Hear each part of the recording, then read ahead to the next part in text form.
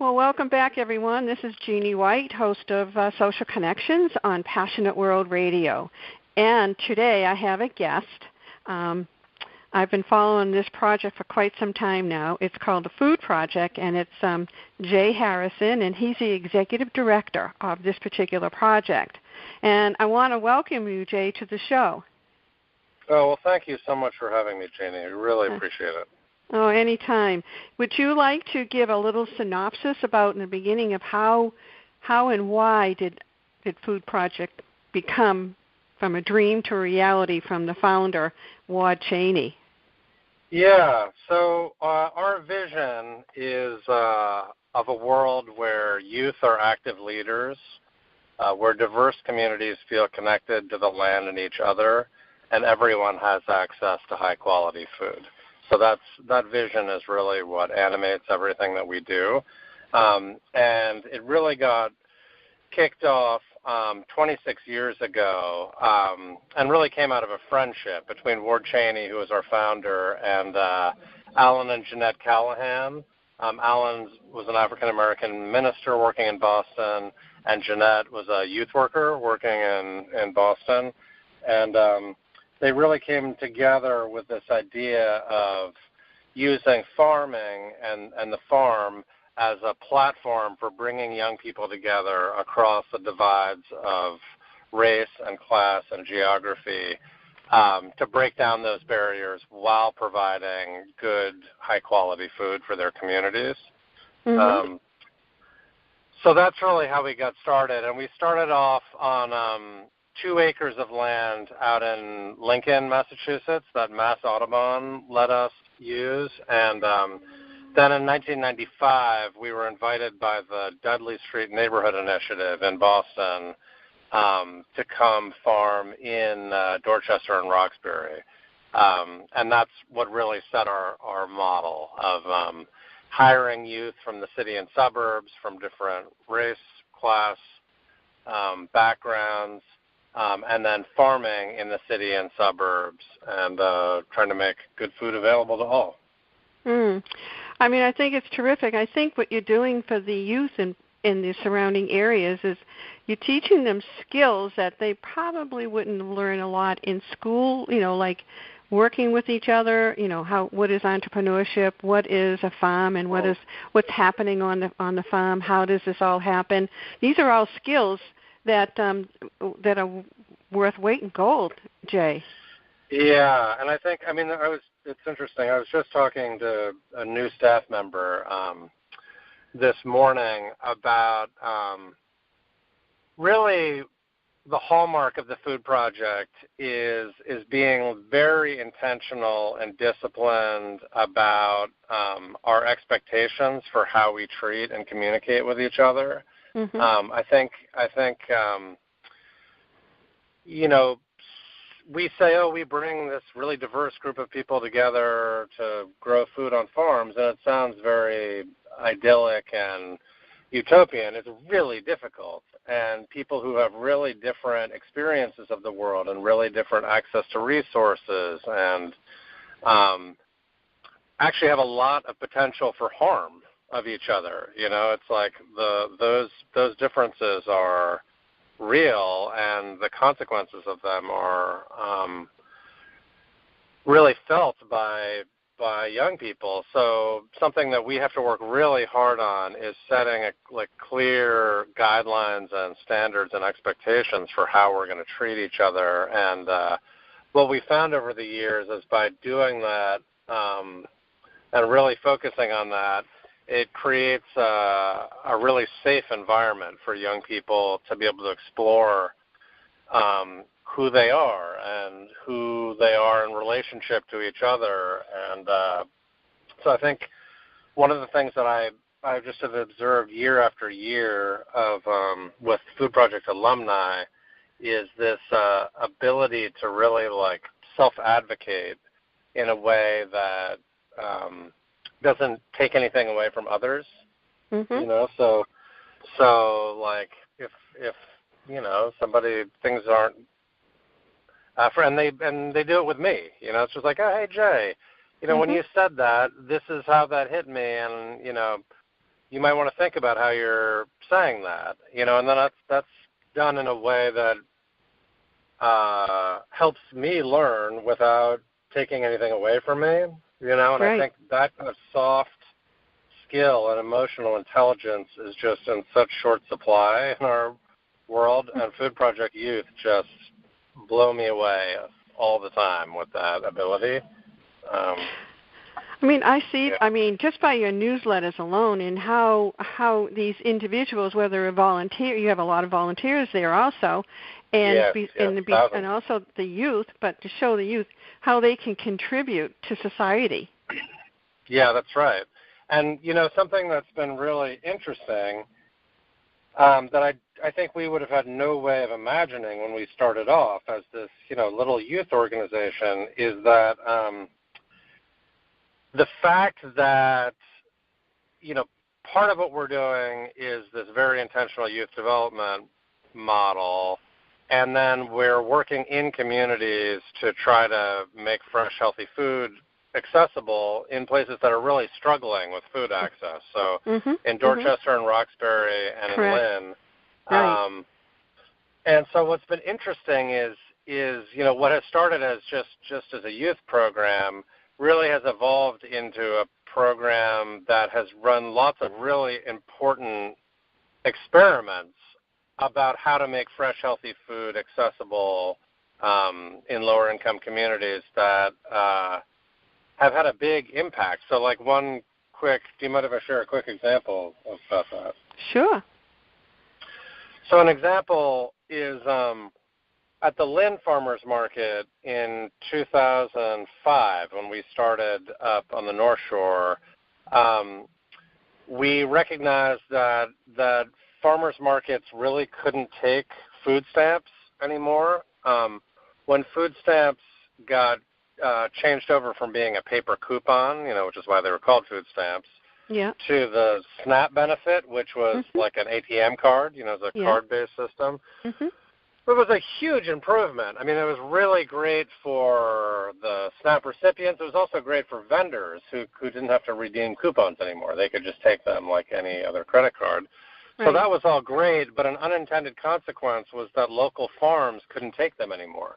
So a lot of local farmers used to take the coupon form, but they didn't have those terminals that you need, and they certainly didn't have wireless terminals to be out at a farmer's market. So, so people who had been receiving food stamps really couldn't shop at farmers markets anymore. So we didn't think that was right. So we got grant funding to get a couple of the first wireless terminals in the state that we started using in Dorchester and in Lynn, and restored access for food stamp recipients at farmers markets. But we didn't feel like the sales were going very well. And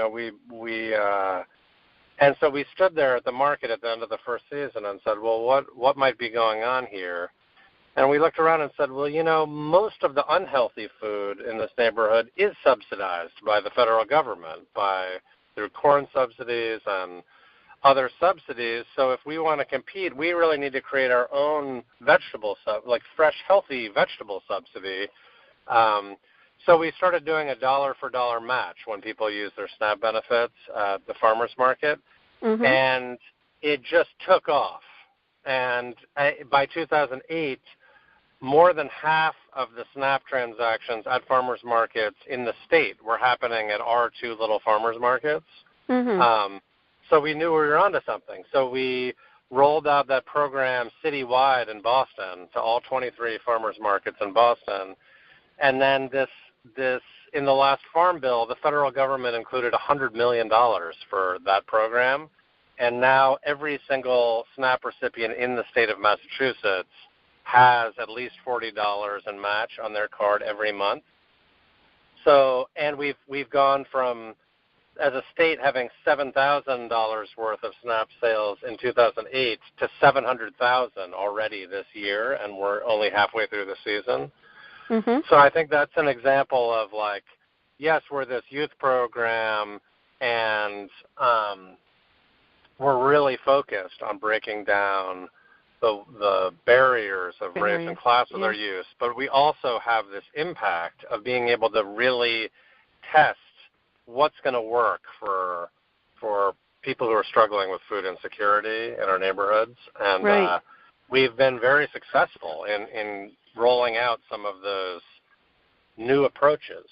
So we're very proud. We're very proud of that work. Well, you should be, because there was a diversity going on. You didn't know how to get the food to the individual, what kind of currency, whatever they were going to use. But whatever it is, you found it and you solved it. Like, I go to the Braintree's Farmers Market, and the people there, the people that the stands, they use a lot of them use the Foursquare.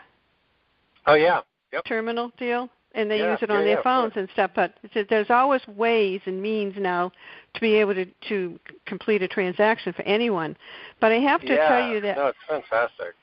It is. It's fantastic, because we shouldn't all assume. I probably did myself. I thought everyone was having fresh fruit. I never really thought about it until I started getting your newsletter. And I'm saying, wow. Mm-hmm. And then when I went to an event, there was people there that. This thing called the Fresh Truck that goes around Dorchester, and it's phenomenal. They load up this truck and they go around to these communities, in Roxbury and Dorchester, and provide healthy food product, from the farm at a very, very reasonable price. I mean, I just never thought about it, to be honest. I mean, it was amazing. Yeah, and we really see kind of the next evolution of that to being. How do we make it so that local businesses in neighborhoods that have high rates of food insecurity, how do we help local businesses make that work? Because, I mean, what a great alternative system that is, right? Where if you're really meeting people in the middle of saying, like, if you are looking to buy and eat fresh, healthy vegetables, like, we have every interest in making that possible, and by helping people have extra money that's restricted to buying local foods in particular, you're getting more fresh, healthy food to people. We could get that, if local stores to be able to do that in food insecure neighborhoods, you'd be creating economic activity at those stores and supporting local farms at the same time. So you get this kind of triple benefit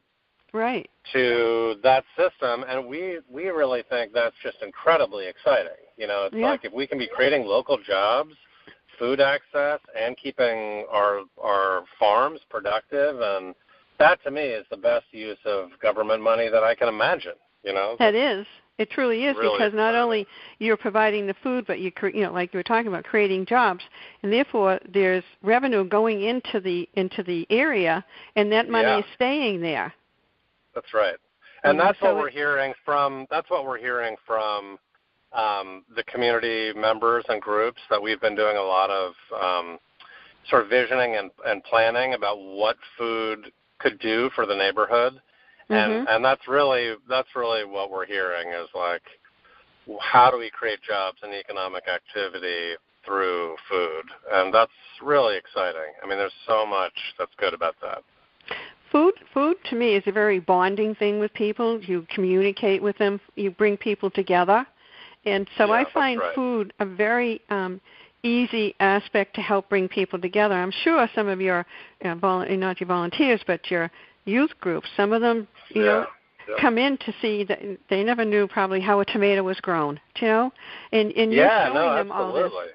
So you're showing them from the dirt, really, a seed, and what it becomes, and how that helps the whole community, really. Yeah, and I mean what we think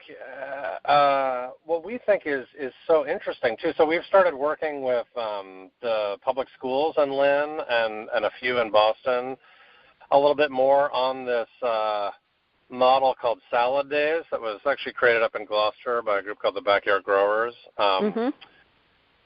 That where we're really interested in the question of, like, just what you're saying, like how much of that kind of what we think of as experiential education with food really makes a difference to how people think about food. Like Mhm.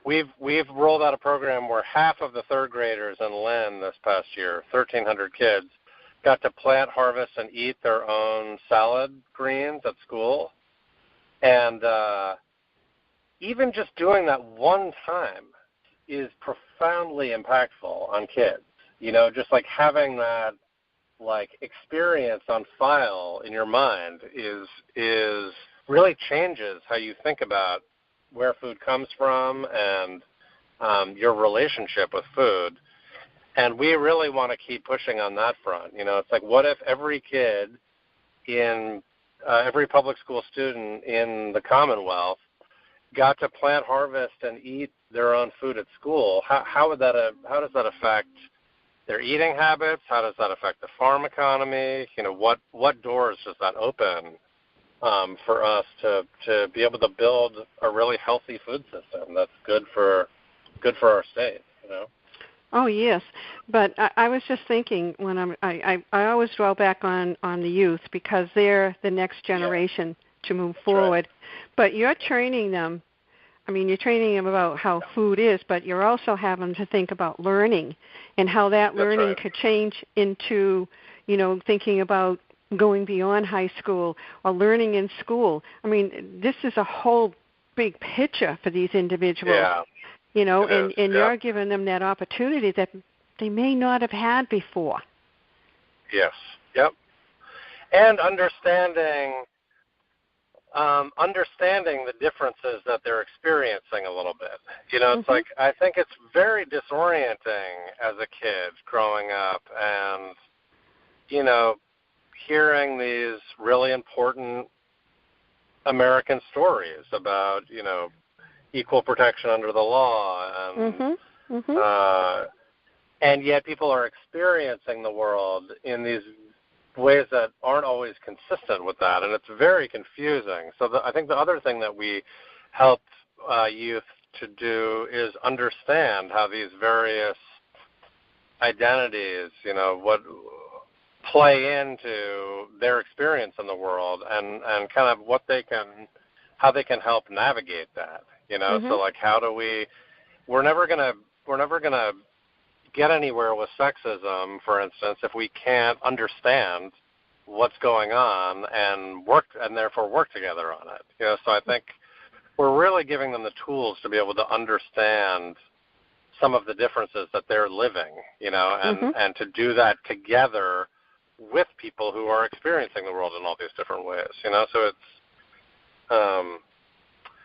I sure wish I'd had that experience as a kid.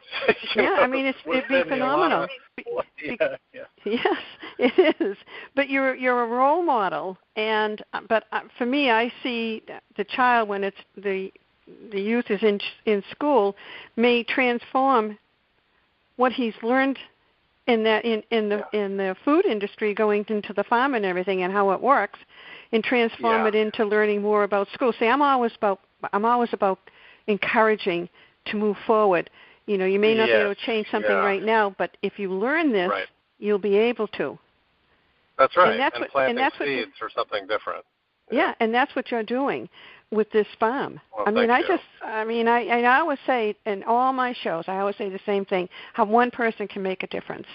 But make that a difference into multiple people that you can help by this farm. That's right. And I mean, what we love hearing from our youth also is that they, when they go back to school, like there are some things that are frustrating that,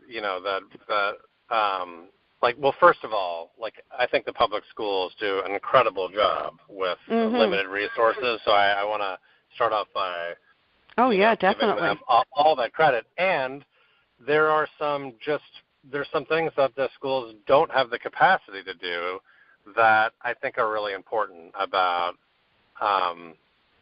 just the kinds of things I was saying about understanding difference, about like giving and receiving feedback in ways that are respectful and positive. We do a lot of that at the Food Project. We have a thing called Straight Talk, where every week we're sitting down, the youth sit down together as in their teams, and they give and receive feedback to each other and to and from their leaders about things that they're doing really well and things that they can improve on.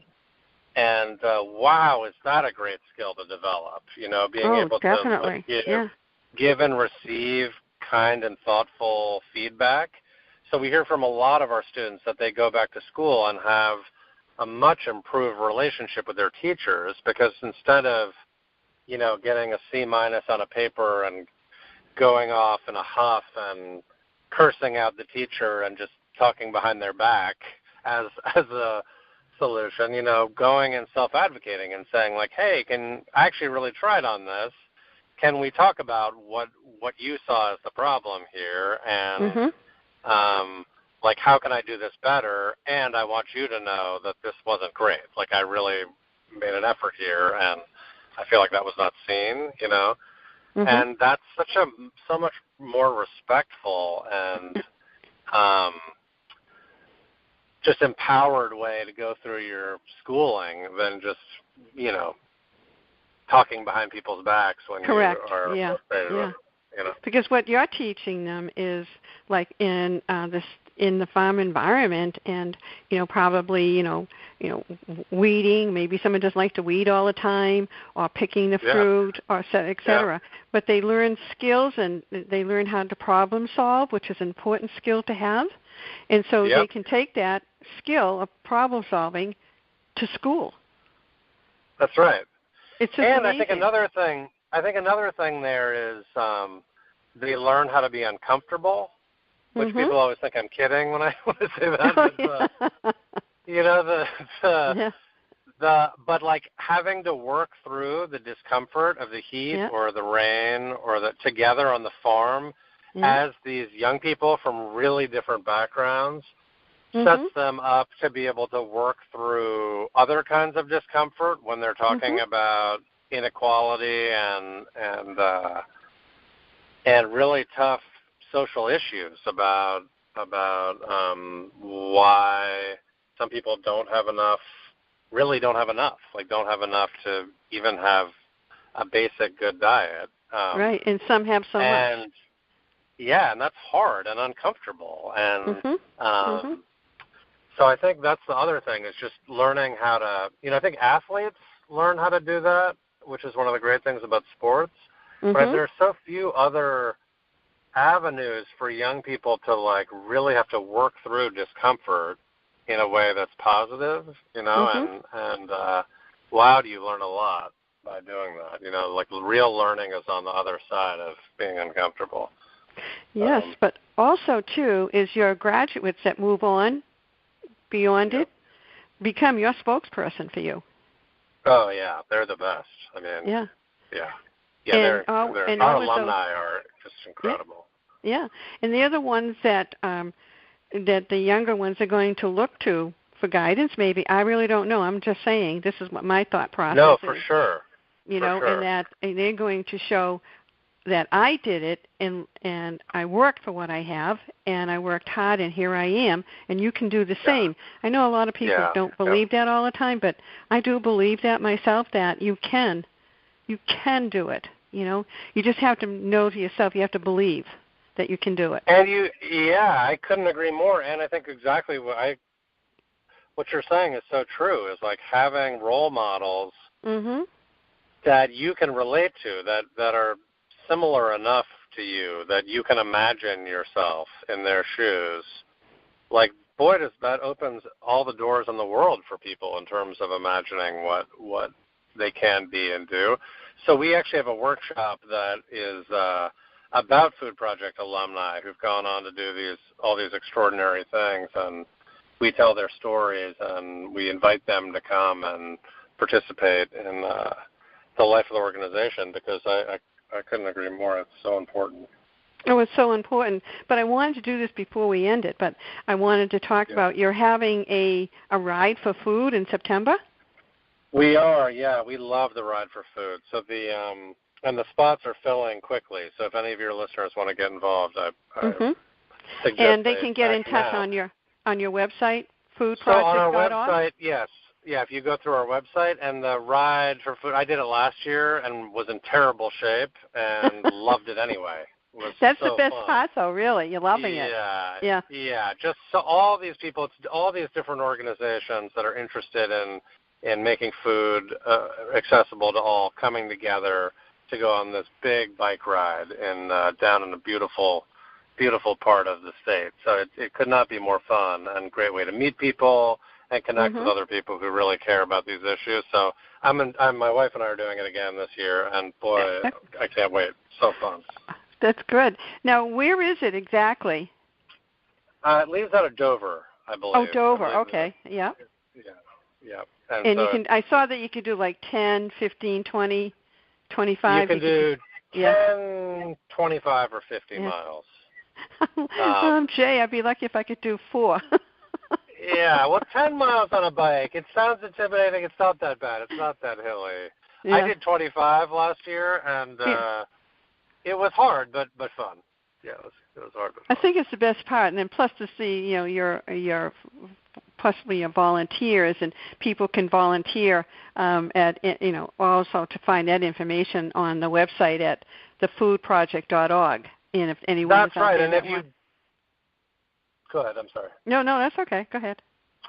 And if people don't want to ride but want to support, you can go to our website and sponsor other riders, which is a great thing to do.